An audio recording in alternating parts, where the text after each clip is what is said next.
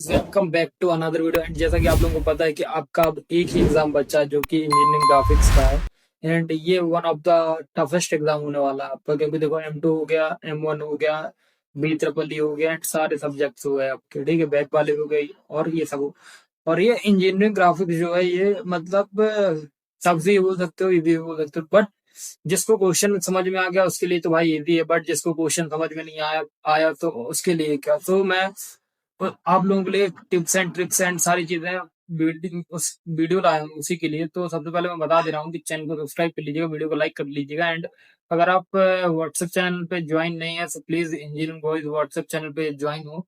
And आपको यहाँ सारी पीपीटी एंड सारे इंपॉर्टेंट चीजें यहाँ पे ही मिलती है, जैसे कि आप लोग देख पा रहे होंगे। एंड जो लोग नहीं यूज करते टेलीग्राम उनके लिए क्या है व्हाट्सएप, तो प्लीज इसको भी ज्वाइन कर दो। चलिए अपन चलते हैं पीपीटी। सो ये इंजीनियरिंग ड्राइंग का जो अपना एग्जाम का स्ट्रेटजी है और जो फुल स्टडी प्लान है, टिप्स एंड ट्रिक्स क्या है, पास कैसे, मतलब तो आप अगर इतना मतलब मैं जितना आपको बताऊंगा, आप अगर इतना कर लेते हो तो 100% पास होगे। वैसे ये मैं सिर्फ आपको ये वीडियोस के माध्यम से यही बताना चाहता हूँ कि इंजीनियरिंग ग्राफिक्स का इंपॉर्टेंस रखता है। सो चलो वीडियो करते हैं शुरू, ठीक है। तो एक बात सुन लो, पहले मैं पेन कलेक्ट कर हो गई।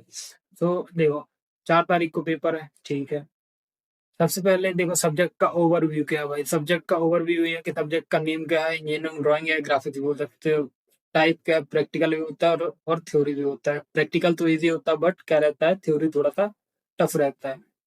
मार्क्स 70 मार्क्स से लेते हैं। की स्किल्स क्या है, विजुअलाइजेशन चाहिए, एक्यूरेसी चाहिए और ड्राइंग के इंस्ट्रूमेंट्स चाहिए, ठीक है।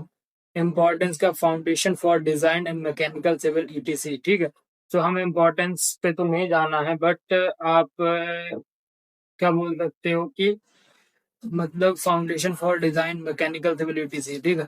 तो की स्किल्स पे ध्यान देना, विजुअलाइजेशन, एक्यूरेसी, ड्राइंग इंस्ट्रूमेंट, अगर इतना आता है आपको तो आप 100% इस पेपर को निकाल लोगे। सो अब आता है exam pattern and mark distribution. So देखो जो सेक्शन ये होता है अपना के बेसिक ऑफ ड्राइंग का रहता है तो 10 से 15% आता है। Projection of points and planes ये 15 से 20% आता है। प्रोजेक्शन ऑफ सॉलिड 20 से 25% आता है। सेक्शन ऑफ सॉलिड 15 से 20% आता है। डेवलपमेंट ऑफ सरफेस ये 10 से 15% आता है। आइसोमेट्रिक एंड ऑर्थोग्राफिक व्यू कितना आता है, 10 से 15 से 20%। तो ये आपका ब्रेक डाउन हो गया पूरा, ठीक है, मार्क डिस्ट्रीब्यूशन। अब आता है कि हम सबसे पहले किसको प्रायोरिटी दे पढ़ाई के माध्यम से। तो सबसे पहले प्रोजेक्शन ऑफ सॉलिड को, तो ये बहुत मोस्ट मोस्ट आस्क्ड क्वेश्चन है, मतलब ये पेपर पे आता ही आता है, ठीक है। एंड आप इसको फिर दूसरे में isometric to orthographic and orthographic to isometric, इस पे ध्यान दो। फिर दूसरा है section of solid, easy section of solid अगर कर लेते तो आप इजी स्कोर कर पाओगे। और डेवलपमेंट ऑफ सरफेस तो आप इजी स्कोर कर पाओगे। Projection of points and line basic concept है, तो अगर आप इनको कर लेते तो मतलब बहुत अच्छा रहेगा। एंड स्केल हो गया, कर्व हो गया, इंक्लूड साइक्लोट एंड डायमेंशनिंग। तो मेरी बात सुनो कि अगर आप सबसे पहले देखो अभी 3 दिन बाकी है आपके पास, ठीक है। आज का दिन हो गया, कल का है, परसों का है, नरसों का है। तो अगर आप 3 दिन में देखो, मैं आपको सैंपल पेपर कल अपलोड कर दूंगा, ठीक है। एंड मैं एक बात बताऊं आपको कि अगर आप पहले अगर आपको अभी आपके पास इंपॉर्टेंट क्वेश्चन नहीं है, क्योंकि इंपॉर्टेंट क्वेश्चन में मतलब आपको पता है ना कि थोड़ा सा देखना पड़ता है, एनालाइज करना पड़ता है, फिर सैंपल पेपर बनाया जाता है। तो सैंपल पेपर बनना शुरू हो चुका है एंड आज रात में कंप्लीट हो जाएगा। तो उसके लिए पहले आप ये वीडियो, तो सबसे पहले प्रोजेक्शन ऑफ सॉलिड कर लो, आइसोमेट्रिक कर लो, सेक्शन ऑफ सॉलिड कर लो, डेवलपमेंट ऑफ सरफेस कर लो, प्रोजेक्शन ऑफ पॉइंट लाइन कर लो, स्केल कर लो, कर्व कर लो, ठीक है। अब आता है इंस्ट्रूमेंट क्या क्या रिक्वायर्ड पड़ेंगे भाई। तो ये पे ध्यान रखना ध्यान रखना, ड्राफ्टर हो गया, मेन ड्राफ्टर हो गया, compass and driver, set square होना चाहिए 45, 30 और 60, प्रोटेक्टर होना चाहिए, स्केल होना चाहिए, क्लच पेंसिल होने चाहिए, ठीक है, इरेजर, शार्पनर, डस्टर और practice using drafter before exam time saver, ठीक है। तो ड्राफ्टर की थोड़ा सा प्रैक्टिस कर लेना। अब आता है हमें स्टडी प्लान क्या करके रखना चाहिए अपना 4 दिन का, ठीक है।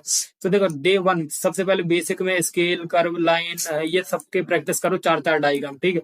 फिर projection of solid plus points and planes, देखो सबसे पहले जो आपका बेसिक स्केल है, कर्व है और लाइंस है, इनके 4 डायग्राम बना के देख लो, ठीक है।